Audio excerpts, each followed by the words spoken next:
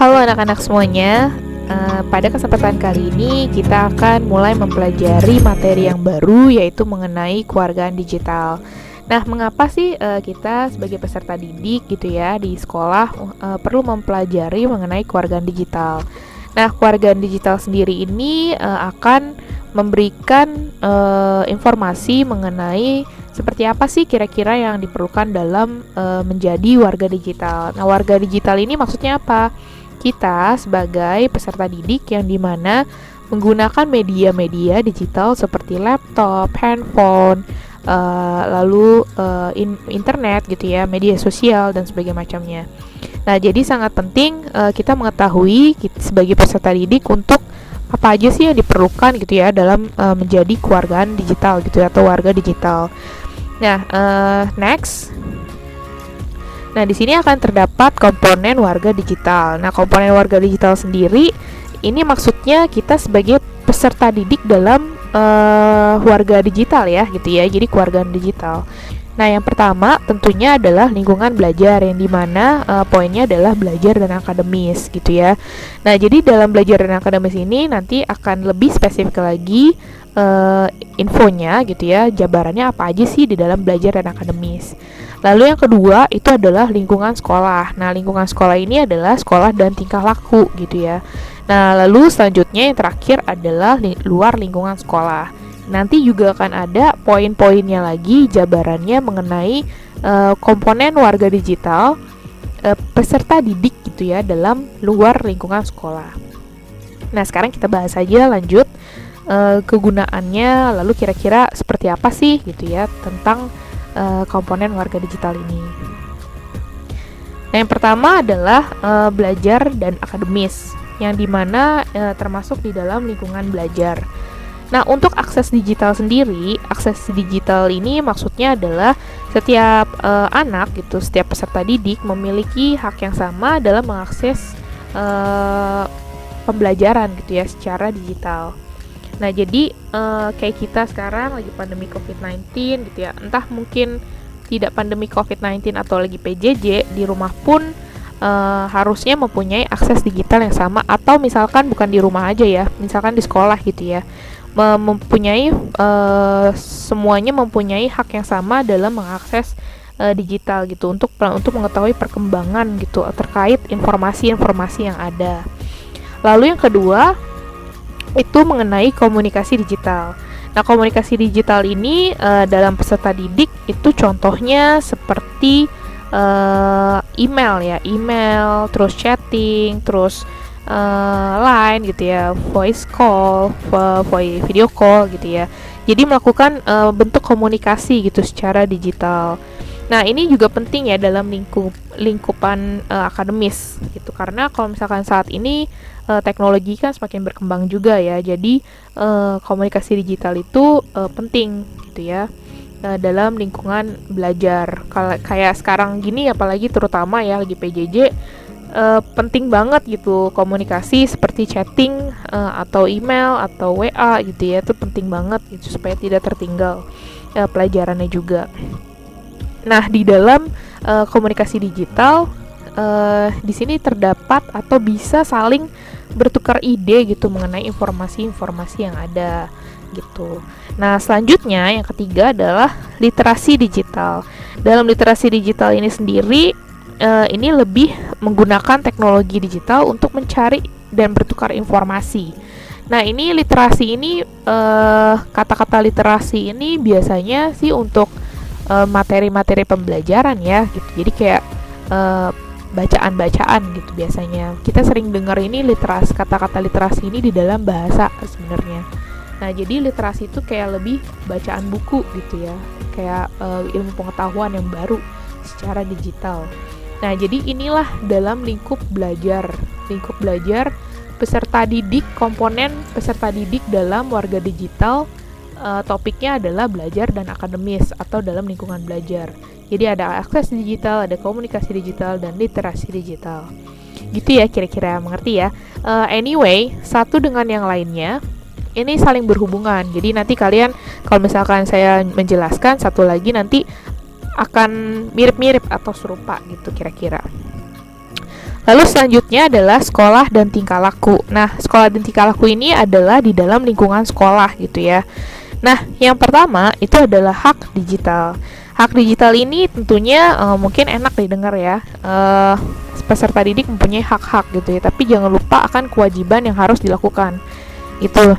Contohnya apa gitu ya? Contohnya misalkan hak kebebasan berbicara. Nah, dalam berbicara gitu ya, dalam setiap warga digital bebas-bebas aja, mau ngomong apa gitu kan. Tapi jangan lupa kewajibannya. Misalkan contohnya informasi yang disebarkan atau informasi yang kamu ucapkan itu benar atau enggak gitu ya. Lalu kewajibannya jangan sampai juga adanya informasi yang palsu dan pembajakan konten. Nah, jadi harus dipikirkan haknya dan kewajibannya tentunya.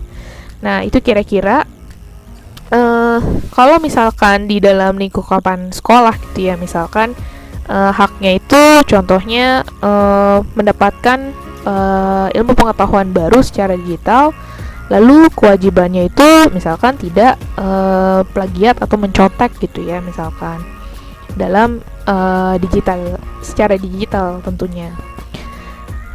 Nah, selanjutnya etiket digital. Nah, etiket digital ini sangat-sangat penting ya. Kenapa? Karena di dalam etiket digital ini merupakan biasanya kelemahan kita sebagai peserta didik gitu ya, karena main ngarang aja gitu, kayak sembrono gitu, misalkan kayak bahasanya, tata keramanya gitu ya, kayak bahasa-bahasa singkatnya itu kan kadang-kadang kurang bagus ya. Jadi tata krama sangat-sangat penting dalam etiket digital. Nah, misalkan juga contohnya kadang-kadang etiket digital itu misalkan kalian sedang melakukan login atau sign up aplikasi gitu, sebuah aplikasi. Misalkan kalian mau daftar gitu dalam sebuah aplikasi baru. Nah, kadang-kadang kalian main checklist aja tuh, misalkan ada ketentuannya kan, peraturan dalam aplikasi. Kalian langsung udah males, udah langsung I have received gitu kan, I have read gitu kan. Jadi saya sudah baca dan memahami, langsung oke gitu ya. Jadi etiket digital itu tidak langsung oke aja gitu, tapi giran udah kena langsung emang ada peraturannya seperti itu gitu. Misalkan udah di ban atau misalkan udah di blacklist gitu ya, emang ada peraturan seperti itu, ternyata ada gitu, tapi kamu tidak membaca, lalu ya akhirnya etiket digitalnya nggak ada gitu. Nah, jadi itu termasuk. Nah, lalu yang ketiga itu adalah keamanan digital. Nah, keamanan digital ini juga penting. Nah, contohnya apa? Kita sering banget download gitu ya, download yang tidak berbayar gitu, gratis misalkan, tapi itu ilegal gitu ya, misalkan contohnya. Nah, itu juga nggak baik banget gitu ya. Jadi itu merusak karya-karya orang, mencuri karya orang bisa dibilang. Nah, di Indonesia itu sering banget ya terjadi, meskipun dari blacklist dari kementerian. Nah, jadi intinya keamanan digital itu kita harus saling menjaga. Jadi nggak boleh gitu ya untuk mendownload gitu ya secara apa gitu ya. Lalu dan nggak baik juga karena ada virus-virus yang terjadi gitu ya dalam kita melakukan download yang ilegal atau segala macamnya gitu. Jadi intinya nggak boleh gitu, keamanan itu sangat hati-hati. Dan dalam penggunaan password kita, terus dalam main checklist itu kadang-kadang itu suka bikin virus banget. Nah, jadi hati-hati kadang-kadang ketika kita menceklis dari komputer gitu ya, dari komputer atau handphone kita, ketika kita salah checklist gitu ya, keamanan digitalnya itu sangat dipertanyakan gitu ya. Jadi dipertanyakannya dalam artian apa? Bisa juga nanti data kita diambil semua gitu ketika menceklis data-data tersebut gitu ya, karena kalian main skip aja, jadi tidak aman secara digital. Nah, itu kira-kira dari mengenai sekolah dan tingkah laku ya dalam lingkungan belajar. Nah, kalau lingkungan sekolah berarti kan intinya ya sampai tahap itulah kira-kira ya, password, username dalam ujian gitu ya. Lalu next, yang terakhir adalah luar lingkungan sekolah. Nah, luar lingkungan sekolah terdapat 3 juga nih. Ada hukum digital, ada transaksi digital, dan kesehatan digital. Nah, hukum digital tuh maksudnya apa? Jadi hukum digital itu maksudnya ada kayak aspek hak cipta gitu ya. Terus ada aspek merek dagangnya, terus aspek privacy segala macam. Nah, biasanya ini ada di Undang-Undang ITE ya, kalau nggak salah ya. Nah, jadi kalian bisa lihat dan cek sendiri Undang-Undang ITE itu seperti apa aja. Nah, itu secara hukum digital. Nah, ini sangat banyak undang-undangnya. Nah, lalu selanjutnya ada transaksi digital. Nah, transaksi digital ini misalkan kalian suka banget beli kayak di Tokopedia gitu ya, Shopee gitu, Lazada, terus dan sebagainya macamnya ya. Nah, lalu misalkan juga transaksi digital misalkan kayak pakai Grab, terus pakai apa? Gojek gitu ya. Jadi secara online gitu ya. Nah, jadi intinya transaksi digital ini juga perlu diperhatikan ketika kalian bertransaksi, karena bisa juga ada banyak kasus-kasus yang penipuan dan sebagainya macamnya, itu juga banyak. Nah, jadi sangat perlu diperhatikan. Nah, jadi dalam transaksi sendiri ini akan mempunyai resiko tersendiri gitu ya, adanya resiko penipuan dan sebagainya macamnya. Jadi hati-hati dalam melakukan transaksi secara digital. Dan bisa juga gitu ya, kadang-kadang kalau kalian tahu m-banking gitu ya, terus pakai OTP itu juga hati-hati, jangan sampai juga kalian main asal aja ngasih-ngasih OTP dan sebagainya macamnya gitu dalam transaksi digital. Nah, itu bahaya. Lalu yang selanjutnya yang terakhir adalah kesehatan digital. Nah, ini nih kesehatan digital ini untuk anak muda kita sebagai kita ya, yang peserta didik juga.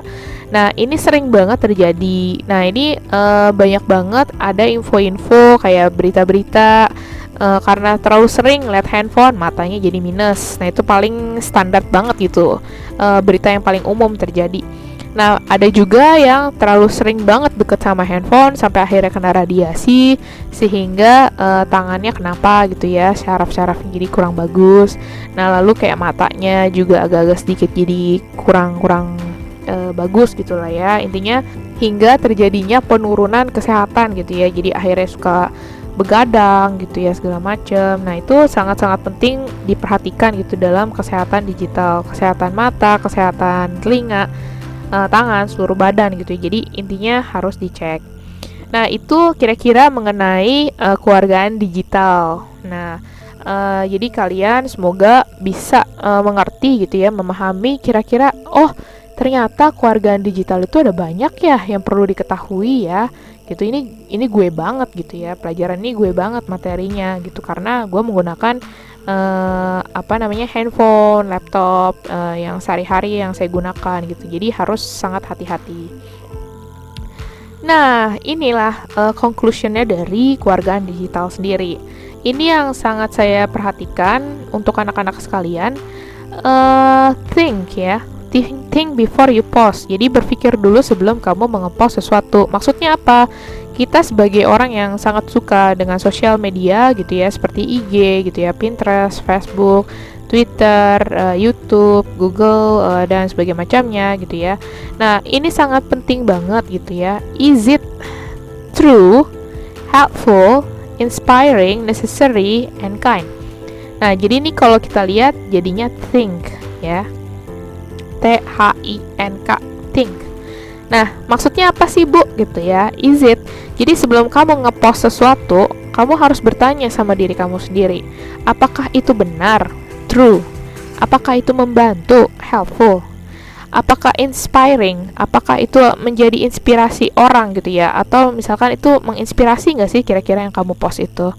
Nah, lalu yang keempat, necessary. Apakah itu diperlukan? Apakah apa yang kamu post itu sangat diperlukan gitu? Misalkan yang kamu post itu ternyata berguna nih gitu. Berguna nggak sih? Necessary nggak sih gitu? Diperlukan nggak sih kamu ngepost itu? Terus yang terakhir adalah kind. Apakah baik yang kamu posting gitu? Baik nggak sih gitu? Yang saya posting ini menyakiti orang atau enggak gitu? Jadi intinya di sini sebelum kamu ngepost, jadi sangat hati-hati gitu ya. Apakah itu hoax atau bukan, sangat hati-hati. Jadi benar-benar dipikirin dulu gitu, apakah itu benar beritanya, apakah itu membantu orang beritanya, apakah itu menginspirasi orang, apakah itu diperlukan apakah itu baik gitu ya, apa yang kita post gitu. Jadi jangan sampai merugikan diri kita sendiri gitu tentunya.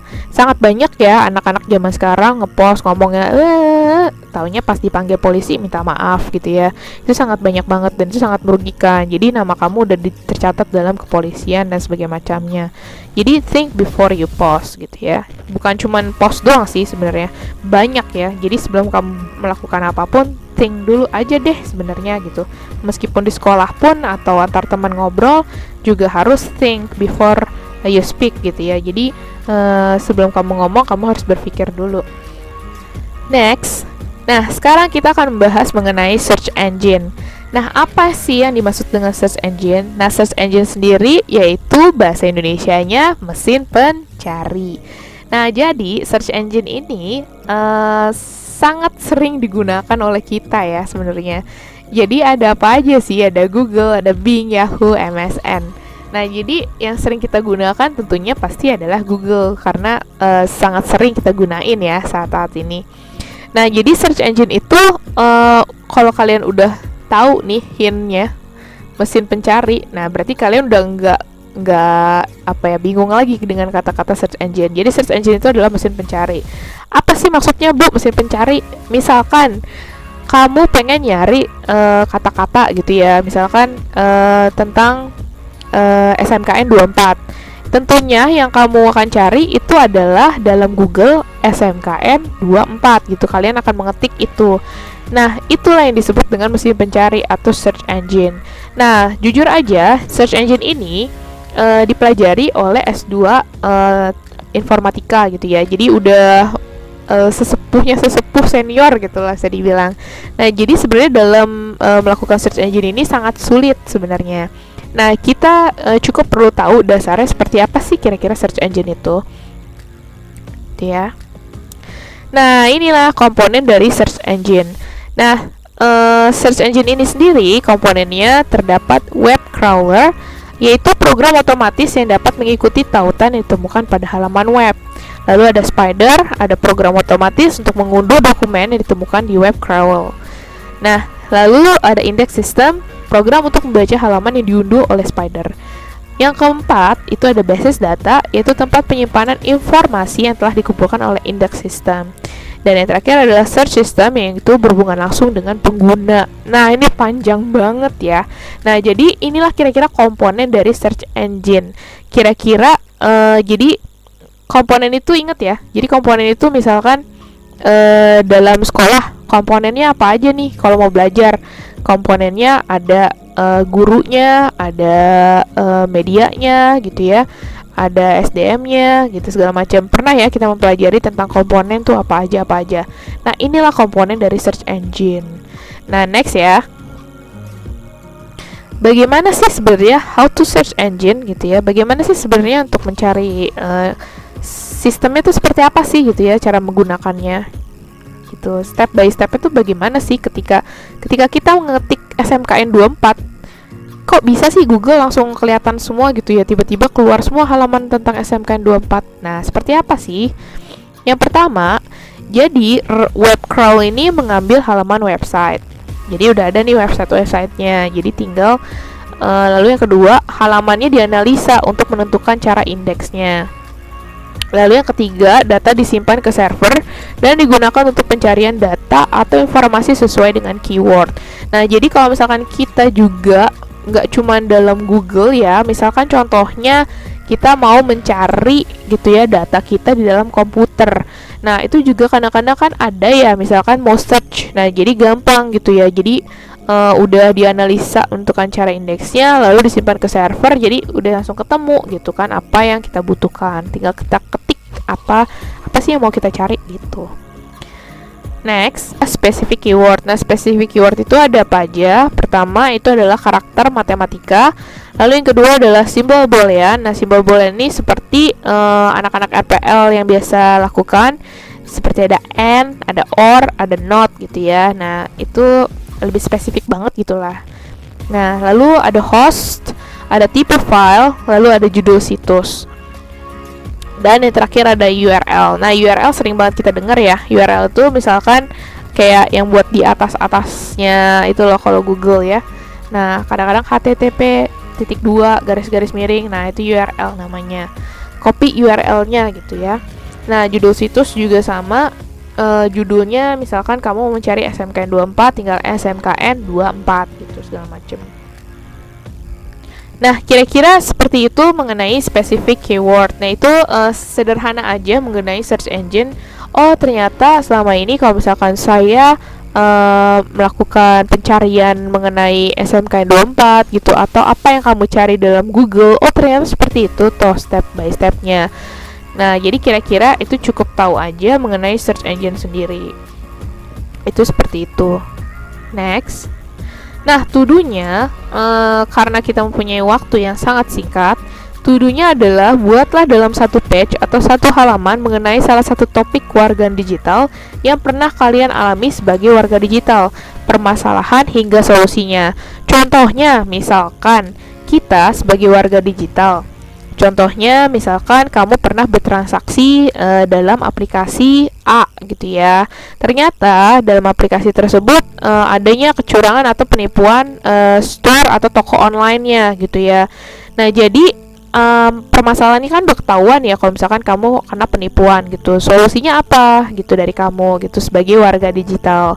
Etiketnya atau cara bahasanya yang baik kah, atau misalkan kamu mau ngomongin tentang hukum undang-undangnya kah gitu ya. Jadi kalian ambil salah satu topiknya gitu. Kalau yang tadi saya ambil atau saya kasih contoh itu topiknya mengenai transaksi digital. Namun solusinya bisa menggunakan hukum digital dan menggunakan etiket digital dengan baik gitu misalkan. Nah, kira-kira to-do-nya seperti itu, kalian kerjakan di dalam satu lembar dan itu sesuai dengan kalian pernah punya pengalaman gitu ya. Jadi pas sesuai dengan pengalaman kalian, terus permasalahannya apa, solusinya apa gitu. Nah, itu aja to-do-nya yang perlu kalian kerjakan dalam materi pembelajaran simulasi digital kewargaan digital. Itu aja, sekian dari saya. Semoga kalian mengerti dan memahami. Saya sangat berharap kalau misalkan materi ini dapat kalian laksanakan, dapat kalian lakukan di dalam kehidupan sehari-hari, tentunya sebagai kewargaan digital. Ingat, jangan lupa think, berpikir dulu ya sebelum melakukan postingan dan berbicara. Itu aja dari saya, semoga bermanfaat. Sukses selalu anak-anak, bye bye.